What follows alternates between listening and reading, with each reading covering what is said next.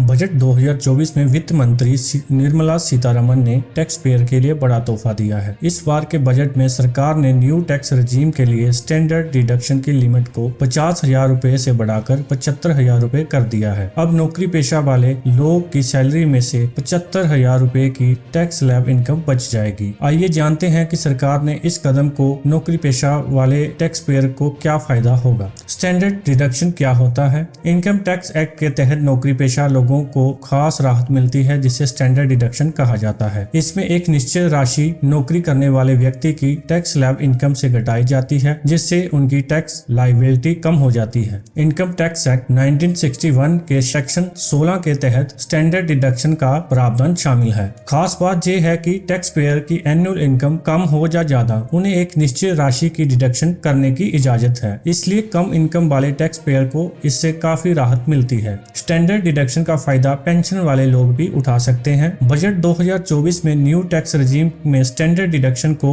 बढ़ाकर 75,000 रुपए कर दिया गया है। स्टैंडर्ड डिडक्शन की शुरुआत सन 1974 में हुई थी, हालांकि बाद में इस प्रावधान को खत्म कर दिया गया था। यूनियन बजट 2008 में स्टैंडर्ड डिडक्शन को फिर से शुरू किया गया। अब स्टैंडर्ड डिडक्शन का फायदा नए और पुराने दोनों टैक्स रजीम में किया जा सकता है। आज बजट के नए टैक्स रजीम में सरकार ने स्टैंडर्ड डिडक्शन की लिमिट को 50,000 रुपए से बढ़ाकर 75,000 रुपए कर दिया है।